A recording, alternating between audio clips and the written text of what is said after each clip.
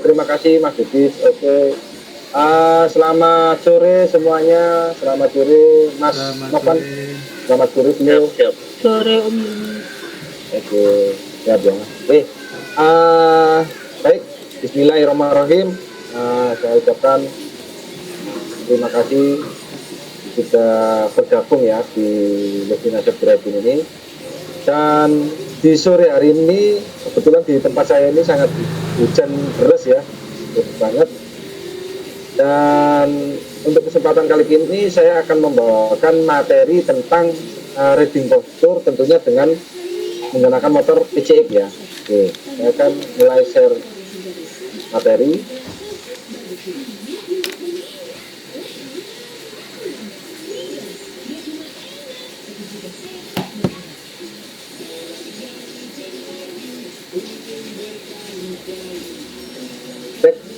Oke, perkenalan dulu ya Bapak Ibu.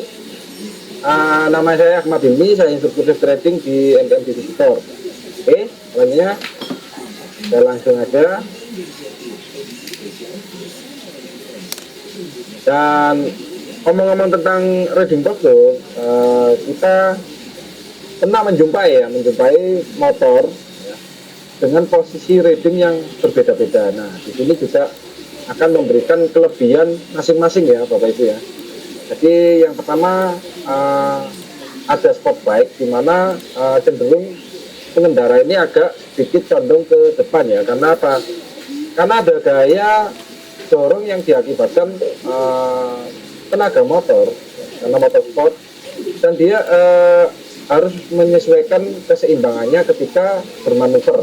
Nah, ini kenapa motor sport ini posisi footstep-nya itu agak sedikit ke belakang ya Bapak Ibu. Nah, kedua ada city bike, di mana posisi kakinya ini biasanya menekuk 90 derajat lebih ya. Kurang dari 90 derajat. Dan biasanya lebih rata ya depan dan belakang. Ini adalah tipe kendaraan yang digunakan di perkotaan ya. Dan ini ada contoh motor yang posisi kakinya ini cenderung ke depan ya. Kalau PCX ini bisa ke depan, bisa ke tengah, tergantung passion kita ya. Kalau kita di perkotaan menggunakan kakinya di tengah boleh, tapi kalau touring kakinya cenderung ke depan itu lebih nyaman ya. Jadi kalau mau kakinya posisinya ke depan, itu biasanya motor-motor cruiser yang mungkin kalau kita berkendara dalam jangka waktu yang lama ini lebih nyaman, nggak gampang capek. Nah, tergantung passion dari masing-masing orang ya. Jadi ada yang memang, kalau ada yang bilang kalau naik motor sport itu capek, tapi kalau orang yang udah passionnya motor sport dan suka balap itu pasti tertutupi capeknya. Nah, sebaliknya ya, dengan ada yang motornya touring itu biasanya lebih ke santai dan dia akan lebih ke lembut untuk tarikan. Oke, kita lanjut aja. Nah, ini adalah 7 postur berkendara ya. Yang pertama adalah pandangan mata, nanti kita bahas. Kedua ada pundaknya rileks, nggak miring ke kiri ataupun ke kanan. Jadi kalau naik motor itu pundaknya ditaruh aja. Terus ketiga ada posisi siku. Siku ini usahakan membentuk sudut, karena siku ini sebagai suspensi ya. Ketika melewati jalan yang kurang rata, ketika melakukan pengereman ya, ini siku ini sebagai suspensi. Keempat ada posisi tangan ya. Posisi tangan ini kalau tidak melakukan pengereman, usahakan tangan ini selalu menggenggam grip secara full ya. Tidak standby di tuas rem depan, nanti kita bahas ya. Oke, lanjut ke posisi pinggul. Posisi pinggul itu rileks aja, nggak usah terlalu ke depan ataupun ke belakang atau miring-miring ya. Keenam ada posisi lutut. Posisi lutut itu usahakan kalau motor matic usahakan di dalam cover body. Kalau motor bebek juga sama. Kalau motor laki atau motor manual usahakan lututnya itu menggapit tangki secara ringan ya. Sebagai apa? Sebagai penyeimbang ketika berkendara. Ketujuh, ada posisi kaki. Nah, posisi kaki usahakan tidak keluar dari cover body. Nah, semua itu ada manfaatnya. Yang pertama adalah kita bisa mempelajari bagaimana sih rezim postur yang benar. Kedua, dalam jangka waktu yang panjang ketika kita berkendara ini tidak mudah capek. Nah, terakhir, kita mudah mengantisipasi ya ketika ada potensi bahaya. Ketika kita bermanuver, ngerem, kita sudah siap dari awal dan keseimbangan kita selalu kuat, daripada kalau rezim posturnya salah, seperti lututnya terbuka atau tangannya lurus ketika berkendara, itu berarti ketika ada potensi bahaya nggak siap. Nah, ini posisi pandangan mata selalu jauh ke arah yang dituju, pundak rileks, siku menekuk ya, sikunya sedikit membentuk sudut, tangan memegang grip, pinggul selalu di tempat ya, posisi jok kan ada coakannya. Nah, itu nggak ada terlalu ke depan ataupun ke belakang. Lutut selalu di dalam cover body. Yang terakhir ada posisi kaki yang juga sama, searah dengan lutut kita. Nah, yang kita bahas reading posture yang pertama ya, yaitu posisi pandangan mata. Nah, ini yang paling penting antara 7 reading posture tersebut. Kenapa saya bilang yang paling penting? Karena pandangan mata itu yang pertama kali menganalisa potensi bahaya, bener nggak? Kalau ada lubang, ada pasir, ada oli, ada pengendara lain yang kurang benar, itu pasti dari pandangan mata kita. Nah, usahakan ketika berkendara, pandangan itu jauh ke depan, luas. Pandangan kita itu 180 derajat luasnya. 180 derajat, bahkan atas bawah semuanya kelihatan kalau pandangan rata-rata air. Keuntungannya yang pertama adalah kesempatan untuk menganalisa bahaya cukup. Jadi di depan itu ada anak kecil nyebrang, kita punya banyak waktu untuk antisipasi. Berbeda kalau bapak ibu berkendara, pandangannya pendek, 5 atau 4 meter ke depan, potensi bahaya yang dari jauh itu enggak terlihat. Nah, di situ akan mengakibatkan selalu tiba-tiba, selalu panik ketika mengantisipasi bahaya.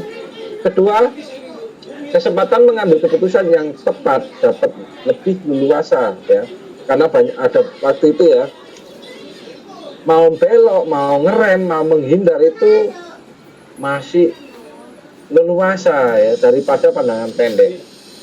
Tiga, mengurangi terjadinya pengereman mendadak, mengurangi resiko panik dan resiko tabrakan. Nah, itu yang seperti tabrakan ini ya, adu banteng ya. Kalau berkendara pandangannya ke bawah terus ada orang berlawanan arah, itu kan nggak kelihatan kalau pandangannya pendek. Tapi kalau pandangannya jauh, kita bisa menganalisa dengan baik. Nah, ini adalah pandangan jauh ya. Manfaat dari pandangan jauh. Nah, kalau kerugiannya kalau pandangan kita nggak jauh ya itu tadi ya, mengantisipasinya ya kebalikannya ini, selalu panik, sering sekali ngerem mendadak, dan selalu menemukan kata-kata tiba-tiba ngerem, menghindar seperti itu. Nah, selanjutnya kita bahas yang posisi jari ya. Posisi jari, usahakan jari itu selalu tempel pada tuas ya. Jangan biarkan jari itu selalu tempel pada tuas rem depan, nggak boleh jarinya tempel terus di tuas rem depan. Sangat tidak disarankan. Kenapa? Biasanya ada potensi bahaya yang tidak disarankan kita melakukan pengereman dengan rem depan. Contohnya apa? Bahaya ketika kita menikung, kita berbelok. Apakah kita diperbolehkan menggunakan rem depan? Sangat tidak disarankan. Kalau jari kita sering stempel di tuas rem depan, ketika kita berbelok terus ada potensi bahaya, otomatis tanpa diperintah otak, jari ini akan tarik tuas rem itu secara otomatis karena kebiasaan. Kalau kaget tarik ya. Daripada ini otomatis narik, mending saya sarankan tangan ini selalu memegang grip ya, dengan enak ya, dan grip dengan jempolnya ditaruh di bawah. Kalau mengoperasikan pengereman bisa menggunakan 4 jari, disarankan menggunakan 4 jari. Terus kedua, kurangi pengereman penggunaan rem depan ketika kecepatan di bawah 30 km per jam. Jadi Bapak Ibu saya sarankan ketika kecepatan di bawah 30 km per jam usahakan hanya maksimalkan rem belakang ya, karena kecepatan di bawah 30 km per jam itu kan rendah ya. Kalau kita menggunakan rem depan itu sangat tidak nyaman ya, tidak nyaman dan cenderung kalau biasa mengoperasikan rem di kecepatan rendah itu biasanya kalau macet-macet kan belok-belok ya, apalagi jalannya basah itu kalau sambil ngerem biasanya mudah sekali slip. Oke. Nah, kita lihat ya, yang selanjutnya ini ada posisi postur berboncengan. Nah, tapi kan postur ketika kita sendirian. Selanjutnya ada ketika berboncengan. Nah, yang pertama boncengan itu harus memegang dengan cara mendekat si pengemudi. Yang paling aman ya dengan posisi tangannya mendekap atau nyabuk bahasa Jawa. Ya. Nah, kalau tidak memungkinkan itu bisa tangannya ditaruh di lututnya sendiri untuk menahan beban ketika kita melakukan pengereman. Nah, ini ada yang komen belum muhrim. Nah, kalau belum muhrim itu bisa tangannya itu ditaruh di lututnya sendiri ya. Kenapa? Karena beban yang dibonceng itu kalau ngerem kan ke depan ya, itu bisa menahan ke lututnya sendiri. Kedua, jepit pinggul si pengendara dengan pangkal paha. Lebih enak. Kenapa? Nah, kalau ada akselerasi itu biasanya kan ke belakang ya, Bapak Ibu ya. Nah, ini bisa menahan lututnya. Terus bisa merasakan pergerakan si pengendara, pengemudi. Oke. Terus posisi tubuh boncengan selalu searah dengan pengendara. Nah, pengendara itu kalau belok kiri, ya, belok kiri gini ya. Yang belakang ya mengikuti ke kiri. Kalau belok kanan, mengikuti ke kanan. Ya. Jangan sampai kalau yang depan itu belok kiri, yang belakang itu miringnya ke kanan. Nanti motornya malah susah untuk dibelokkan ya. Ada yang boncengannya di belakang ya, dipegang belakang, ada yang di pundak. Itu semua tidak disarankan. Oke. Boncengan sebisa mungkin mengikuti arah pandangan si pengendara. Nah, ini biasanya resiko yang diakibat resiko kecelakaan ketika kita berboncengan, ada yang bilang resikonya sama ya antara yang dibonceng dengan si pengemudi. Tapi ada juga yang bilang yang dibonceng itu biasanya lebih parah ketika mengalami kecelakaan daripada yang membonceng. Kenapa? Karena yang dibonceng itu biasanya tidak siap mengalami kecelakaan. Nah, di sini boncengan bisa mungkin mengikuti arah pandangan si pengendara supaya selalu bisa menganalisa juga kondisi potensi bahaya yang ada di depan. Oke. Nah, dari sini mungkin ada mas-mas, bapak-bapak, vlogger-vlogger yang mau ditanyakan sebelum kita lanjut. Monggo. Lanjut dulu aja Mas Jilmi, nanti pertanyaannya di akhir. Di akhir ya, di akhir, oke. Oke, kita lanjut ya. Nah, ini ya. Nah, selanjutnya redeem postur itu ketika berkendara tidak selamanya kita berkendara kan di jalan yang rata ya Bapak Ibu ya. Tidak selamanya kita berkendara melewati jalan yang mulus ya. Kadang ada polisi tidur, ada lubang, ada apa ya, ada potensi bahaya yang ada di bawah. Nah, bagaimana ketika mendapatkan potensi bahaya yang diakibatkan dari faktor alam ya. Kan kita nggak bisa merubah faktor alam, tapi yang kita rubah adalah teknik berkendaranya. Nah, di sini saya menyarankan Bapak Ibu ketika kita melewati jalan bumpy ya, seperti jalan yang rusak, itu disarankan sedikit mengangkat ini ya.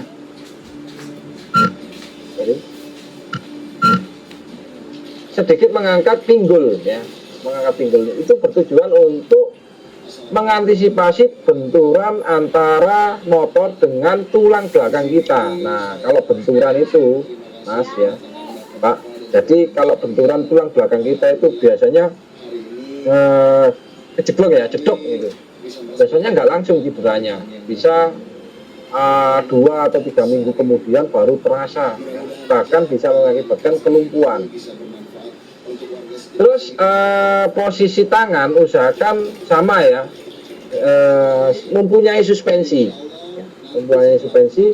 terus posisi kaki juga sama, posisi lututnya kalau bisa menggapit jok ya, atau kalau motornya Matic atau PCX bisa menggapit jok, yang terus pandangan usahakan selalu melihat ke depan untuk keseimbangan, untuk kekuatan. Nah, hal ini bisa ditambahkan untuk beban motor, beban tubuh ya, beban tubuh itu bisa agak ditambahkan ke belakang supaya menghindari memperparah benturan ketika kita masuk ke lubang ya. Lebih baik shock breaker depan itu bekerjanya maksimal daripada belakang gitu. Dan usahakan jangan sekali-sekali jari itu untuk memegang tuas rem, atau ketika masuk lubang tambah rem, itu bebannya malah bertambah ke depan. Ada yang bilang bila perlu tambahkan gas supaya bebannya pindah ke belakang.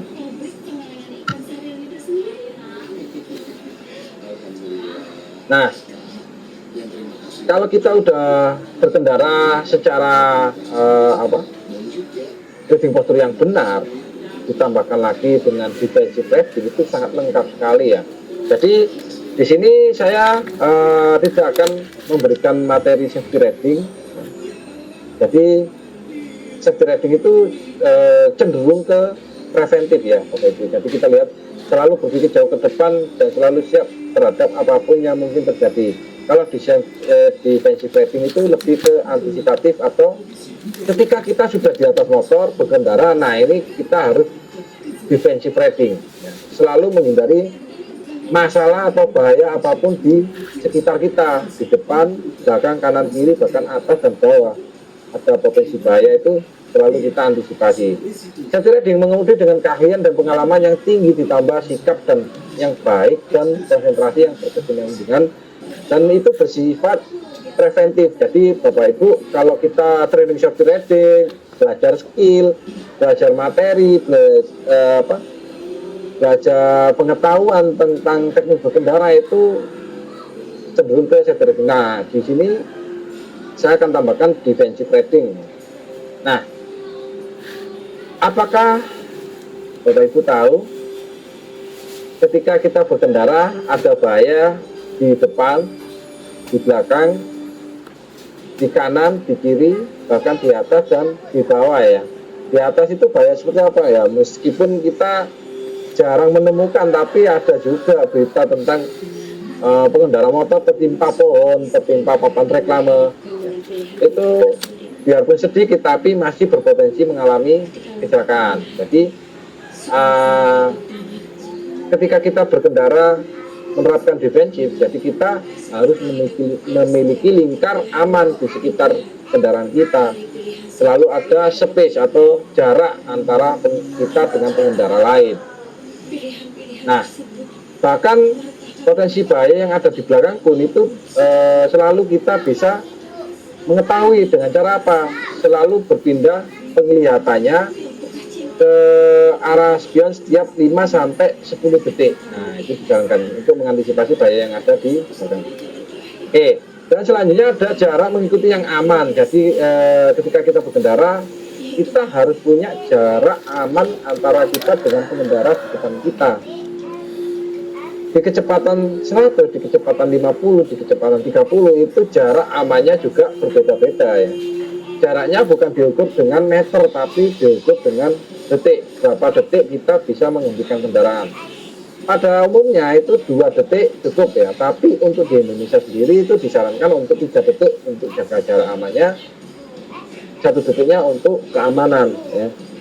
Nah, pengereman jaga jarak aman dengan pengendara di depan kita itu dipengaruhi dengan kondisi bobot kendaraan, dipengaruhi dengan kondisi kendaraan, remnya disc brake atau masih tromol ya, atau ABS atau enggak, dan terakhir kondisi alam, jalannya itu licin, jalan berpasir atau jalan aspal yang mulus itu sangat berpengaruh. Nah, di sini saya mengajak Bapak Ibu, kalau kita menjaga jarak aman, pasti Bapak Ibu punya feeling, oh kalau jalannya basah, jaga jarak dengan pengendara depan kita itu pasti 3 detik untuk menghentikan kendaraan itu pasti lebih jauh daripada kondisi jalan yang kering. Nah, pengemudi defensif selalu menyediakan ruang ya, ini sudah saya oke. Nah, selanjutnya, nah ini helm dan jaket itu adalah keselamatan ya, jadi pelindungan terhadap diri kita. Kalau kita berkendara itu menggunakan mobil, masih ada 4 sisi bodi mobil yang melindungi tubuh kita ketika kita mengalami benturan. Tapi kalau kita menggunakan roda 2, satu-satunya pelindungan adalah helm, jaket, sarung tangan, celana panjang, dan sepatu ya. Tapi di sini saya mengajak Bapak Ibu untuk menjadikan menggunakan helm dan jaket itu sebagai budaya atau style. Jadi ketika kita berkendara, kita bertemu orang yang cari duit, cari ilmu, cari konten ya. Tapi sebelum menemukan hal yang berharga dalam hidup kita, langkah baiknya kita cari aman. Nah, di sini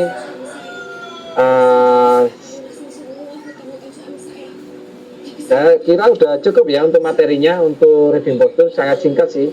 Cuma mungkin untuk pembahasannya bisa lebih panjang dari pengalaman ya Bapak Ibu. Oke, Mas Yudis, halo. Halo, ya. Oke, mungkin karena terkait